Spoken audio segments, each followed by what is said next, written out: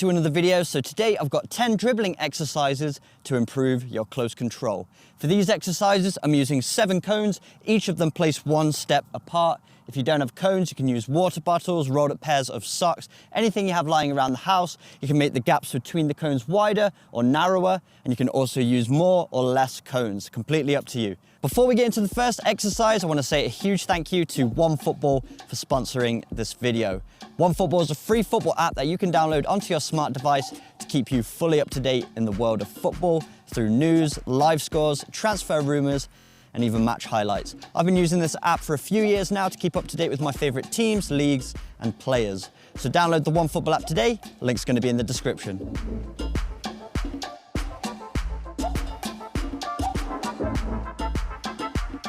For the first exercise, we're involving the sole and outside of both feet. So you're pushing the ball between the gaps 45 degrees using the outside of one foot, and you place that same foot on top of the ball, stopping it with the sole, then you exchange feet and push it with the outside of the opposite foot. This is a great exercise for working on your deceptiveness. Being able to stop the ball abruptly and change direction with it is going to help you unbalance defenders so you can escape on the opposite side. For all of these exercises, I'd recommend going to the end of the cones and back and repeating them 5 times. For the second exercise, we're using the inside of our feet only. So this is a great exercise for developing your la croquetas, which is shifting the ball between the inside of our feet to get around the defender's feet. So what we're doing here is we're pushing the ball from one side of the body to the other, stopping the ball, and then we're performing the same movement in the opposite direction, but on the next one, we're pushing the ball forwards. So we're cross and stop, then across and forwards. So as you can see here, I'm pushing the ball from left to right on the way up, and once I get to the top of the cones, I'm going back in the opposite direction, this time pushing the ball from right to left. And then it's my right foot that pushes the ball forward until I get back to the start. Once again, 5 repetitions, there and back.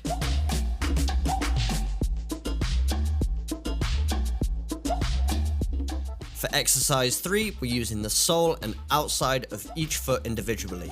So we roll the ball between the gap, and then we push the ball through the next gap with the outside of that same foot. Once we get to the top of the cones, we can then repeat in the opposite direction, switching feet each time. So if you go from the beginning to the end with your right foot, go from the end to the beginning with your left. Just like the previous exercises, go for 5 repetitions there and back.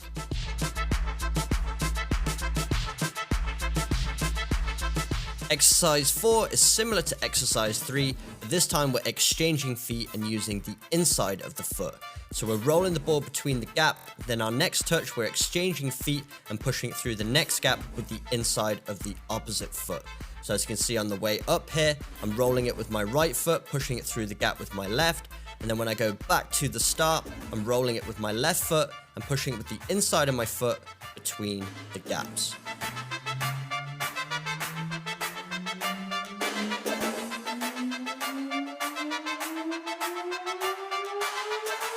For the 5th exercise, we're using the sole and inside of both feet this time to get through the cones.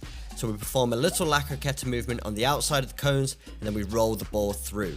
So it's from one foot to the other, roll it through the cones, and then when we get to the next gap, it's another la croqueta and we roll it through with the opposite foot. Once again with this exercise, go for 5 repetitions there and back.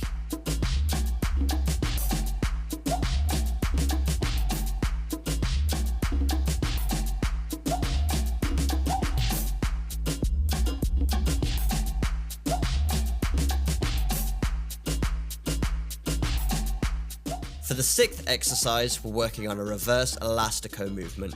So we're pushing the ball with the inside of one foot, exchanging to the outside of that same foot to change direction of the ball, and then we're going to put a foot on top of the ball with that same foot to stop it, so we can go in the opposite direction. The key with this one is to minimize the time between that inside and outside touch, so you can really make it deceptive, changing direction of the ball at the very last second, and also dropping your knee, dropping your shoulder to make the movement even more deceptive. For this one, once again, go for 5 repetitions there and back.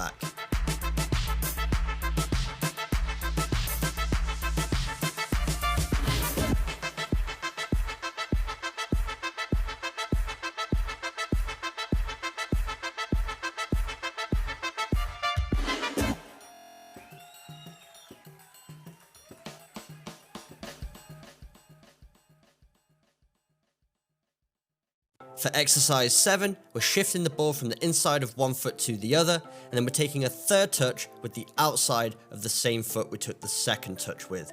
So it's a quick lacquer ketter, and then we're taking a third touch on that same foot to push the ball through the gap with the outside of that foot. So it's a shift from one foot to the other, outside of the foot, shift again, and then outside of the foot through the cones until we get all the way up to the end of the cones and all the way back to the beginning. Then we're going to repeat this one 5 times.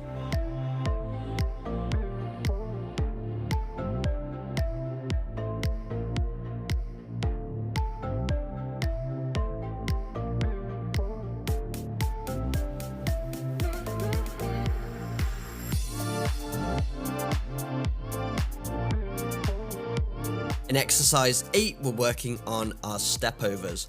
So we're throwing our foot around the front of the ball, stepping around it, making sure we've got a slight bend in the knee to lower our center of gravity so we can protect the ball and be more agile with our movements.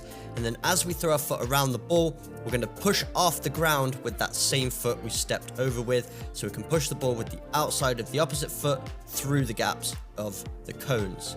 So as you can see here, step over around, and it's the outside of the opposite foot, making sure we're keeping the ball close to our body, stopping it with the sole, and then repeating in the opposite direction.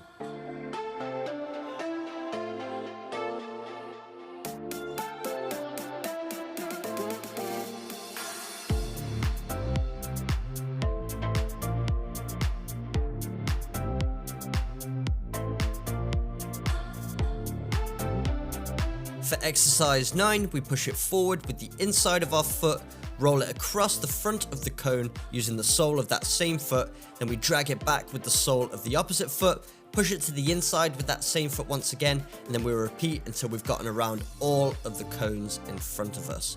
Once we get to the opposite side of the cones, we're going to go in the opposite direction. So if you started by pushing the ball down the left side of the cone on the way up, you're going to push it down the right side of the cones on the way back.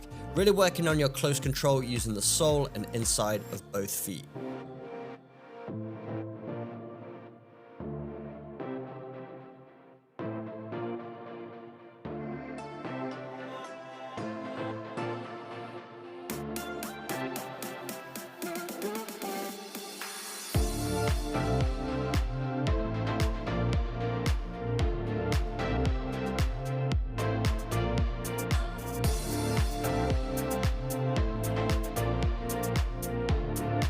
For exercise 10, we're working on our V-cuts. So we start by placing our foot on top of the ball, dragging it back towards us 45 degrees, opening up our body and opening out our hips so we can push the ball with the inside of that same foot to the opposite side of the cone. Then we're going to place our foot on top of the ball once again, drag it back towards us and exchange feet and push it with the inside of the foot back to the starting point. Then we're going to repeat this pattern until we get to the opposite side of the cones. Then we're going to go back to the start, but using the opposite feet this time. So instead of dragging it back towards us with the right foot as we did on the way up, we're going to drag it back towards us with the left foot so that we're getting an equal amount of reps on both variations of V-cuts with both feet.